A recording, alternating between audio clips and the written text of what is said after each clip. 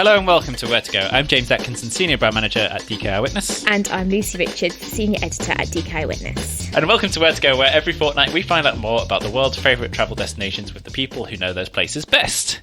And where are we off to today, Lucy? We're off to Mexico. Yes. Have you been? No, I've not been to Mexico, but I really want to go because one of our colleagues at DK Witness, wonderful Jordan, who's a very talented designer, she's just come back from Mexico City, and I mean, I really wanted to go beforehand, obviously, but now she's just been saying, like, the food and the art and the scenery and the people, she had the best time. So I really want to go, James. I'm adding it to the list. I mean, we've been talking about a sort of Mexico City like a local at some point. That's exactly what Jordan was saying, because she works on the series. So she was like, "This is perfect for like a local." So watch this space. It's such a sizable country as well. I mean, it's a bit ambitious getting this all into this country into one podcast, definitely. But you'll hear why, listener, why we've chosen to try and do that. I'm sure. But you know, it's almost like, where do you start with Mexico, and where do you go, and how do you get that sense of it as well? Like, you know, there's a lot to pack in there. Well, I'm hoping I think our guest will do a fantastic job of this. Yes. So listeners, as you know from the first episode of season 5, we're particularly highlighting how we can protect the places we love in this series. So we're really excited about this week's guest, who's done a lot in that kind of space. And yeah, this is kind of why we're doing a whole country guide, because this person has recently been looking at a lot of projects in Mexico. So without further ado, who is it, Lucy? So we've got Imogen Lepere. So Imogen is an award-winning travel writer with a particular interest in sustainability. Her book, The Ethical Traveller, 100 Ways to Roam the World Without Ruining It, offers tips to help us protect the planet and support communities while travelling. After living with a commune on a Thai island, couch surfing around Scandinavia, riding the Trans-Mongolian Railway, and spending a summer with a nudist colony in Greece, Imogen has now settled in Mexico, where she joins us from today. So welcome, Imogen. Hi. Hello, welcome, Imogen. What an introduction as well. Wow. So as usual, we're going to begin by learning a little bit more about Imogen, followed by the all-important recommendations on where to go and insider knowledge of Mexico. Then we'll hear what it's been like recently in Mexico and how you can travel there more thoughtfully when visiting the country. Imogen, what was it that drew you to Mexico? Why are you there? I think perhaps my story is a little bit different from some of the other guests that I've heard in previous episodes, because okay. I don't actually have any family ties to Mexico, and when I went there I had no intention of staying. As you mentioned, I've been kind of travelling for about 12 years now, and for the last 5 years I've been living in a lot of different countries. So I lived in Thailand, Australia, Italy, and most recently Cape Verde in West Africa. Oh. And when I was there, I started to get really interested in sailing, because Cape Verde is it's the most western point of Africa, and it's where the sailors stop to refuel before crossing the Atlantic to either the Caribbean or Brazil. Mm-hmm. And so I'm always looking for ways to travel with less carbon, and I thought I'd be interested in finding if sailing could be a way that I could kind of take my travelling lifestyle in a more eco-friendly direction. And I basically had an opportunity to sail from Cuba to Mexico. So that's how I got there. And we landed in Merida, and my intention was definitely not to stick around in Mexico. I'm quite interested in regenerative agriculture. And I had visions of pursuing that in Portugal and sailing back to Europe. But something about Mexico really, really, really got under my skin in the way that it hasn't with any other destination. I mean, I've loved everywhere I've been in the last 12 years, but something about Mexico has kept me and made me want to stay, and I see myself being here indefinitely. So I only moved here in June 2022, so I don't have kind of years of experience or family ties or anything, but I do have a lot of enthusiasm for my new home. I have travelled pretty widely while I've been here. And I have a lot of Mexican friends. Mexicans are incredibly hospitable, incredibly warm and welcoming, and they have really strong communities. So that's what's kept me, basically. No, it's fantastic, and it's quite. I mean, it's quite different for the podcast as well. Almost hearing from someone towards the start of their kind of living experience in a new place, that and you've chosen to live there indefinitely, which is quite a big step to take when you've been moving around quite a bit in the last few years. And but yeah, it's really exciting to hear about kind of what's really kept you there and those communities too. And what part of Mexico have you spent the most time in so far? So I live in Nayarit, which is a small state on the Pacific coast. And I think it's got the best beaches in Mexico. I know Cancún would be outraged by that, but that's what I think. And it's also the birthplace of Aztec civilization. Imogen, what is the thing that you love most about Nayarit? So the Riviera Nayarit is this kind of stretch of coastline that has countless stunning beaches. Like, it really is like a pearl necklace just laid along the Pacific coast. And we've got the Sierra Madre mountains, and then just running down through the jungle to these beautiful white sand beaches. So I really, really love that. And some of the best, or some of the ones that I love the most, are Punta Negra, Malpaso, Litibu, and Cay Mixto, which can only be reached by boat. And yeah, it's got lots of cute little pueblos as well, like San Pancho and Pineta and Guayabitos. And it's just a cool blend of surf, hippie, and kind of traditional fishing culture. And I really like that blend. Awesome. Cool. So the Huicholes are the direct descendants of the Aztecs. They're the indigenous people of Nayarit. And they a lot live in traditional communities in the Sierra Madre Mountains. And I find that fascinating as well. And a big part of how they've managed to protect their culture is by selling these incredible artworks. They make beautiful clothes, and they also make wooden sculptures covered in tiny beads. And each design is unique. And many of them are based on the psychedelic experiences they have when they take peyote, which is a type of psychedelic cactus, which they is very sacred. So I love that indigenous culture as well. And then we border Jalisco, and that's got a city there called Guadalajara, which is my nearest big city. And it's not really on the radar of most English or American travellers, but it's really, really cool. And there's a neighbourhood there called Colonia Americana, which is kind of emerging as an alternative to Roma in Mexico City for arts. And it's got the most famous electronic music venue in Central America, which is called Las Americanas. Cool. So I like to go there for a night out every so often. Awesome. That's such a good mix. That's like kind of everything. So you've kind of gone from, well, the descendants of Aztecs all the way to modern electronic music. That's awesome. Well, let's find out a little bit more about Mexico with some of your best things to do. So to kick things off, Imogen, we're going to ask you to take us through a quick fire tour of Mexico. It's a big, big country. I know you've only been there for part of the last year as well, but we're going to name a couple of categories and you have to suggest just one thing to do. So are you ready? Yes, I'm ready. Cool. Excellent.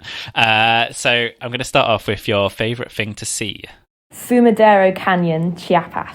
Tell us more about that. Okay, so Chiapas is one of these states that is just really exceptional when it comes to nature experiences. It's the forests are known as the lungs of Mexico.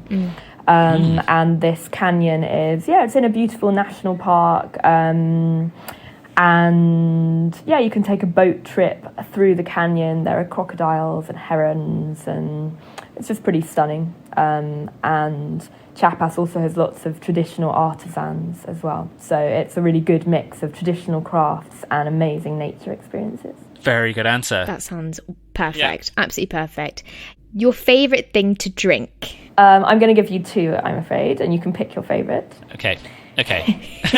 So number one would have to be mezcal from Oaxaca, particularly from Tabala or Habali agave.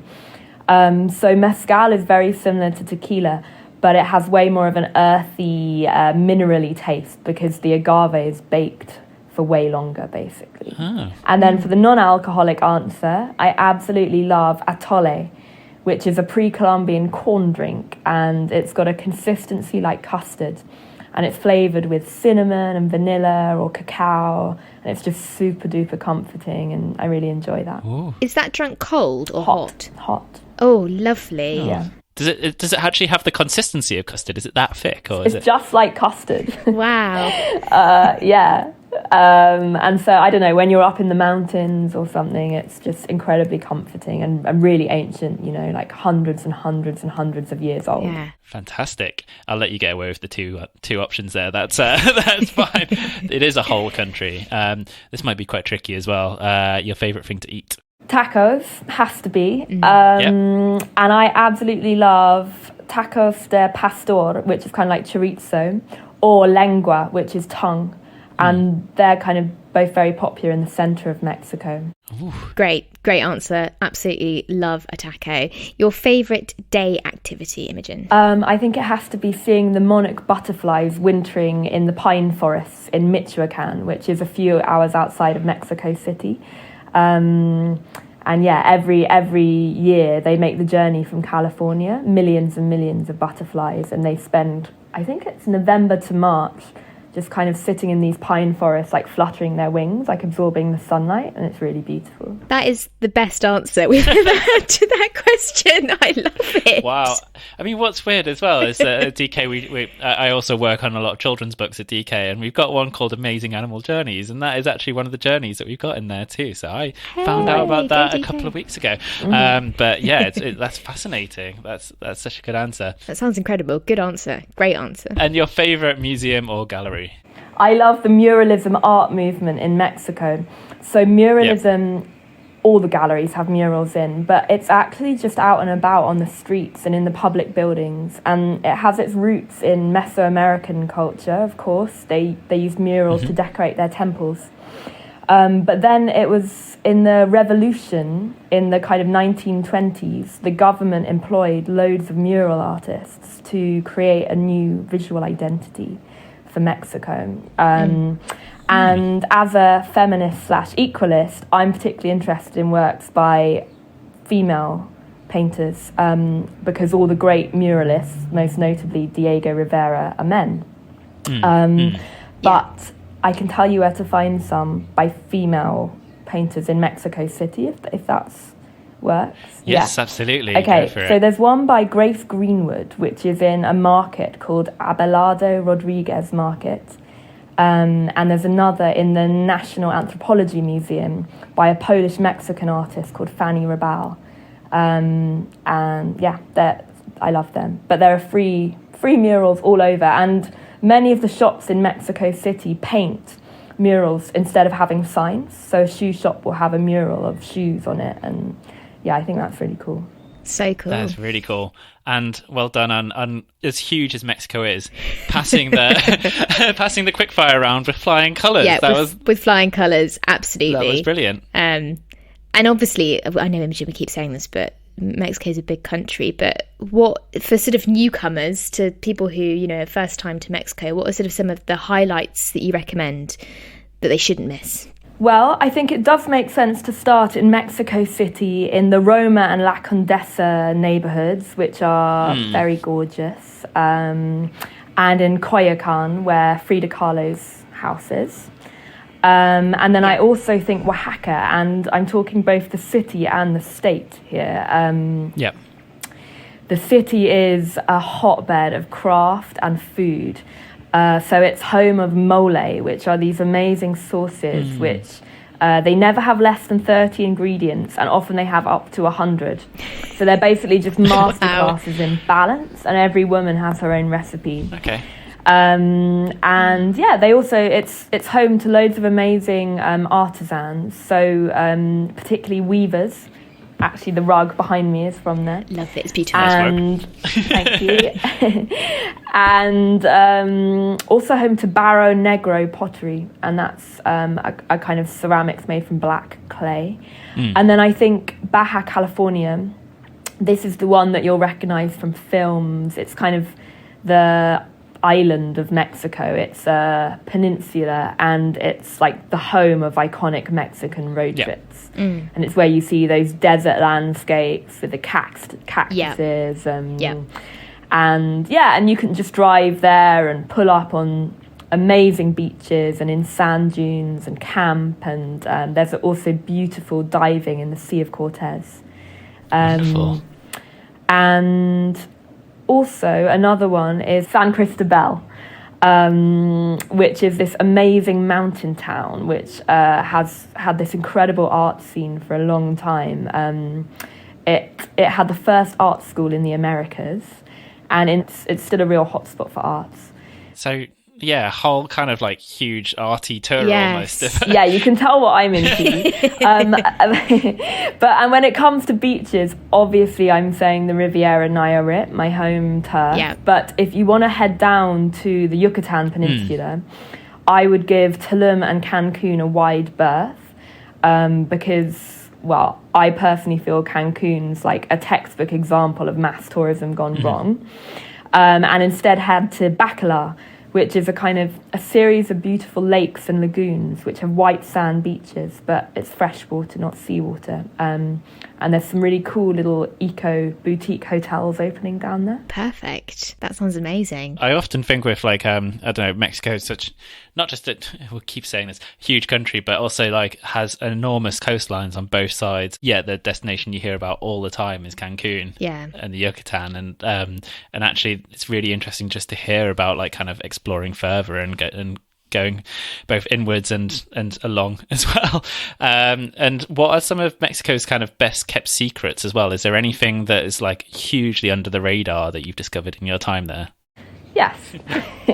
I would say Chacao Lagoon. It's in Oaxaca state, and it's incredible. It's a national park, and it's a super important place for migrating birds, but it's kind of, you get boats through these mangrove tunnels. There are loads of crocodiles and loads of bioluminescent algae. Ooh. Yeah. And there's an island in the middle with a little town with around 400 people. Very traditional, not touristy at all. And the only places to stay are some little like wooden eco cabins. And there's great surf. And it's just a really special place. You know, Mexico is, I guess in some ways it's the most Western of the Latin American countries because it's culturally and geographically the closest to the United States. And in some ways that makes it more accessible if you're a traveller who isn't from Latin America and doesn't speak Spanish. But yeah, you can see overdevelopment happening in various areas, and Chacao is just a really amazing example of somewhere that's very traditional, incredibly beautiful, and just at the start of its tourism journey, and seems keen to do that in an eco-friendly way. There's no mass development being planned. It's all very small scale, kind of glamping, I would say. Okay. And then about 2 hours drive away on the same coast, this is less of a secret, but a good one to know, is Mazunte, which is this little hippie surf town with some cute little independent mezcalerias. The beaches have red cliffs and they're very beautiful at sunset. And there's some nice little boutique hotels. And I think it's a good place if you want a nice holiday. Yeah. But not a kind of mass touristy one. Fantastic. Wonderful. How have you picked up all this information in like in the space of 8 months? That's quite incredible. You've been busy, Imogen. You've been so busy. Yeah. Well, I've got loads of Mexican friends, and Mexicans, many of them don't ever leave Mexico, but they all travel quite widely within Mexico. Yeah. So I've had the chance to travel with a lot of locals and get their tips. So then how about when it comes to travelling around? Can you give us any practical tips for then actually travelling around? Most definitely. So I'm going to say it now. Mexico is just unbelievably, bafflingly huge. And the public transport... Thank God you said it. We've said it enough. Yeah. The public transport is In certain regions, it's okay. Actually, in Riviera Nayarit, where I live, it's okay. But for them, it really doesn't cover most of the country. So in general, I would say it's best to choose a region and hire your own car, because taxis are also pretty expensive. I would say that Hertz is the most reliable car rental company in Mexico. They're more expensive than some of the others, but they don't hold you hostage over imagined scratches, and they don't, many of the other companies will try and take £10,000 deposits from you and stuff like that, and they're quite corrupt. Yeah. So Hertz is straight. Okay. So I would recommend that. And you avoid driving at night for safety, because people do drive very, very fast, and there's a lot more accidents at night. Okay. But I would say as well, there is a massive culture of hitchhiking, because there's not much public transport. So I do hitchhike around their place where I live. But obviously there are safety concerns as a solo woman doing that. So it's always best to let someone know where you're going. Sometimes I'll even take a photo of the number plate, kind of obviously. So obviously there is a cartel presence throughout the whole of Mexico. The fact is that they are not normally interested in tourists. In fact, in many places, the cartel protects the tourist industry because they have business arrangements and business interests. So in many places, as a tourist, you're super protected. It's more dangerous for locals. Of course, there are accidents where tourists become involved in cartel clashes, and that is a fact. But there are measures you can do to protect yourself. Being alert in cities and sticking to more crowded routes at night, and just stretching to a taxi at night is a good idea. That's really good to know. Yeah, being aware of your wallet when you get on public transport, because there's quite a lot of pickpocketing some places. And for women, so Mexico does have a culture of machismo, and it is one of the places in the world with a higher rate of femicides, which is obviously very tragic. But I have found that Mexicans they're fairly, as a culture, kind of comfortable with confrontation. So, men will flirt, they will wolf whistle, they will stare. But if you say to them, if you don't show you're intimidated and you say, you're making me uncomfortable, stop or go away, they are very responsive to that. I've noticed more than other places. Yeah. That's really useful to know, because I don't know. I think a lot of travellers will have heard things about Mexico, and it's good to kind of have those top tips and be wary when you're travelling across, so you can really appreciate it as well. Because I don't know, you've just given us a list of so many more reasons to actually go to Mexico. Exactly, I guess. Yeah, exactly, Imogen. You've done such a good job of selling how wonderful Mexico is. It's just them being mindful of these things when there. Yeah. So that was brilliant to hear, end that section with just a couple of practical tips about travelling around the country as well. Very, very all-important practical tips. And now we're going to hear even more practical tips about how to travel Mexico sustainably. Many are drawn to Mexico for its pristine beaches, but exploring inland reveals a treasure trove of natural wonders, from vast canyons to snow-capped volcanoes. And when it comes to vibrancy, few places in the world can match the energy of Mexico City. So whatever your dream trip to Mexico entails, your DKR Witness travel guide makes sure you experience all that the country has to offer. Get your copy of DKR Witness Mexico wherever you get your books, or find it via the link in our episode bio. So Imogen, we know you're passionate about ethical travel. You've already sort of touched on that earlier. Can you share more tips on how travellers can explore more responsibly when they visit Mexico? Yes. Well, I thought before answering this question, it makes sense to explain a bit more about what I mean by ethical travel. Yep. So I deliberately talk about ethical travel rather than sustainable travel, because I think when most people hear the word sustainable, they think protecting the environment, and they think carbon. Yeah. And I think that the real opportunity of tourism is to promote social change. And by promoting social change, you're actually protecting the environment. I've got some really good examples of that in Mexico. But basically, I feel engaging with small communities in a meaningful way is the backbone of being an ethical traveller. It's a way of kind of putting your money straight in the economies of places where maybe they don't have reliable cash economies. And it also means far more memorable and authentic experiences for the traveller. So in my opinion, the pinnacle of ethical travel is community-run tourism, ideally run in a cooperative model. Yeah. So everyone in the community is receiving a share of the money from your visit.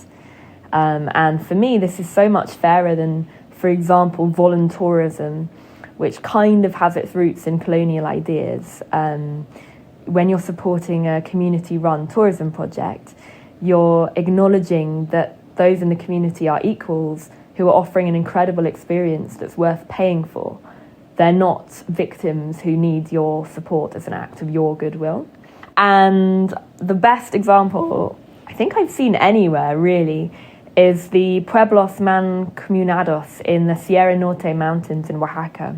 Okay. So it's a group of 8 Zapotec villages, and they've been running this ecotourism program since the 90s, where you hike between the villages and you stay in a guest house in each village, kind of in between hikes.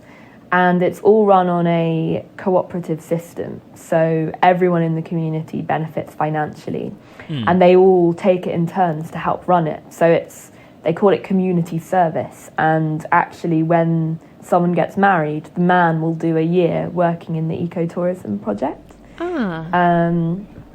Yeah, so it's super cool. And you hike through.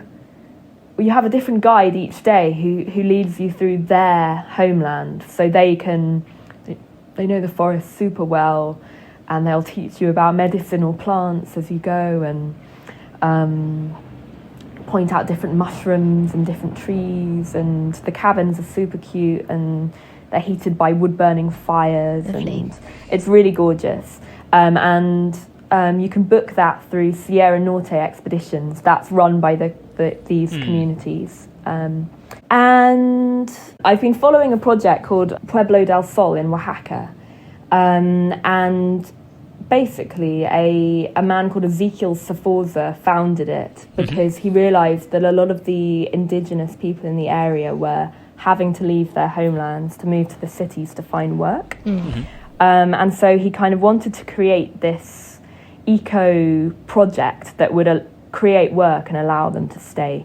At the moment it employs 30 people, and they grow like vanilla and coffee and cacao using agroforestry. And they've recently started offering ecotourism there, and I'm really keen to get there next because I think that looks really beautiful. Fantastic. Another company that's really, really useful, I think, is Local Travels. So it's LOKAL. And they're an online platform that has an amazing selection of community-run tourism experiences throughout Latin America. Cool. And that can kind of save trawling through the back end of Facebook for Spanish Facebook pages. That's the problem with community-run tourism. Yeah, that's what I was going to say. I think from listeners' point of views, I'm sure sometimes they want to do this kind of stuff, but it's just not knowing where to begin. So it's that's the awareness. Why one-stop shops are really helpful online to sort of have someone tell you exactly this is where you should go, this is what you should do. And listeners, if Imogen's okay with it, we'll pop a couple of those links in the show description as well. So if you want to follow up on some of those programs, because they sound wonderful and really good ways of like engaging with the local community, but also just having wonderful, unique experiences yourself too. Experience-wise, then, are there any events on sort of Mexico's calendar that listeners should head over for?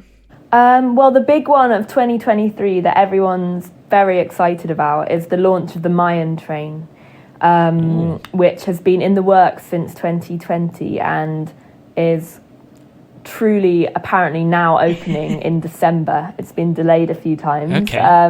Tell us more. But yes, as we touched on, there isn't much public transport in Mexico at the moment. And this is the first leg of a network that's going to run throughout the south of the country. But this particular stretch goes from Palenque, which has some really cool Mayan ruins, to the beaches of Cancún via Chichen Itza, Cool. Which is the most important archaeological site in Mexico. Yeah.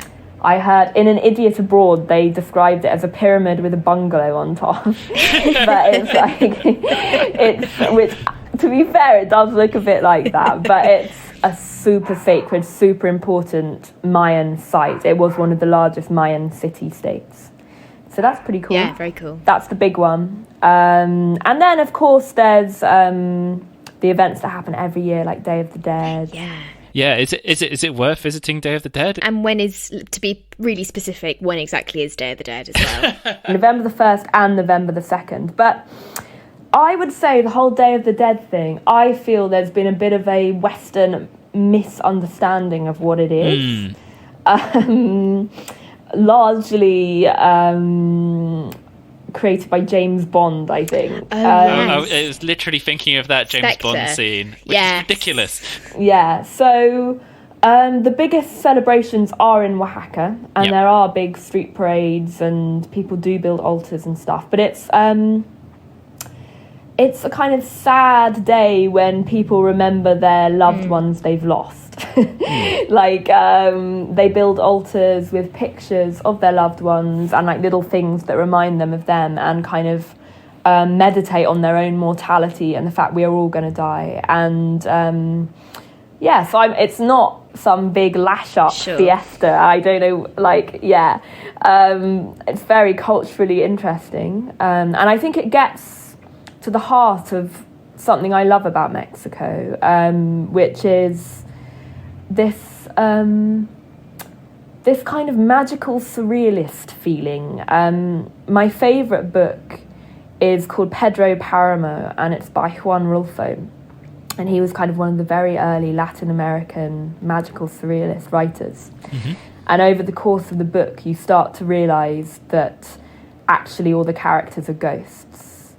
And yeah, I think Mexico's a bit like that, in the sense that magic is just a really accepted part of everyday life here, and that's one of the reasons it's kind of wormed its way into my imagination in quite a unique way.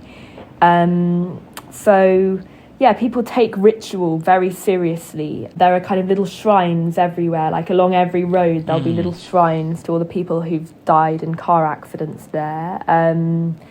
And yeah, there's kind of lots and lots of myths that in other places would just be myths. Here they kind of take on a sense of reality that's quite unique. So, for example, there's a woman called La Llorona who is a ghost who drowned her children and then regretted it and walks the streets crying. And she's a very popular and big character in people's minds here. And when you're in a rural place in Mexico, you do hear these strange noises at night, whether they're dogs or the wind or people crying. And I don't know, I think it's just such an epic place. It's very easy to, especially if you've got a slight imagination, it's very easy to get caught up in this narrative of magic and spirits and the worlds between death and life not being quite as solid as they are in Western minds. And that's one of the things I love. That's a really beautiful way of putting it. And I think, as you say, like I kind of had a feeling that Day of the Dead was much more than like a kind of post-Halloween party lash up, as you said. But it's interesting that it taps into like a little bit of that kind of Mexican sort of magical culture as well. It's wonderful. It's lovely. And yeah, I think that brings us to a really nice point. I mean, we keep saying it, it's a big country, we can't cover everything, but I feel like that was just an incredible introduction to Mexico. And I mean, what a year you've had. And bonkers. Can't imagine what you'll be talking about after a couple more years as well. But it's great that you've clearly like kind of put yourself into Mexican culture, like really become a student of it, and it'd be fantastic to see kind of where you go next. And also a huge thank you, Imogen, for giving us so many practical tips on how we can all travel more ethically. That's really important, so thank you so much. a huge thank you to Imogen. Thank you, Imogen. It was so great to have so many tips on travelling around Mexico and also travelling sustainably, or to use her word, ethically. So lots of really helpful advice for us and for listeners. And we said right at the top of the episode, like there's lots to do in Mexico. We're not going to get it covered in one podcast episode, but I think Imogen sort of tried, and and did a great job. She sort of tried to cover a lot of Mexico in 8 months as well, which was quite remarkable, really. So yeah, I hope, listener, you enjoyed that as much as we did. And if you want to follow more of Imogen's adventures, you can do so on Instagram at Imogen Lepere Writer, or on Twitter at iLepere, or on her website, ImogenLepereWriter.com. And if you're interested in a few of the schemes that Imogen talked about in that last section of the podcast as well, you can find some of those in the episode description. We'll pop them right in there. Also, just to mention, obviously Imogen did transport us to somewhere completely different, and obviously there were noises. Yeah, we don't know if it turned up on the recording or not. So yeah, we do get transported to these places on the podcast. And also, actually, while we're still talking, I would really like to champion Imogen's book, The Ethical Traveller, 100 Ways to Roam the World Without Ruining It. It's online and it's available at all good bookshops. Go and buy it. Absolutely. So where are we going next, Lucy? Oh, so actually we're off to Thessaloniki and the Greek islands. Oh, excellent. So a bit of mainland, bit of Greek islands, trying to fit it in. We've got a brilliant expert who'll be able to really sort of transport us there too. So you can join us for that in a fortnight, listener. Yes. And until then, it's goodbye from me. And goodbye from me. And we shall see you very soon. Where to Go is a podcast from DK Eyewitness. It was produced by Julia Baker, presented by Lucy Richards and James Atkinson with the help of Bella Talbot. For more information about DK Eyewitness, follow us on social media at DK Eyewitness or visit dk.com/eyewitness. And please like and follow the show. And if you have time, leave a review. Your support means so much to us.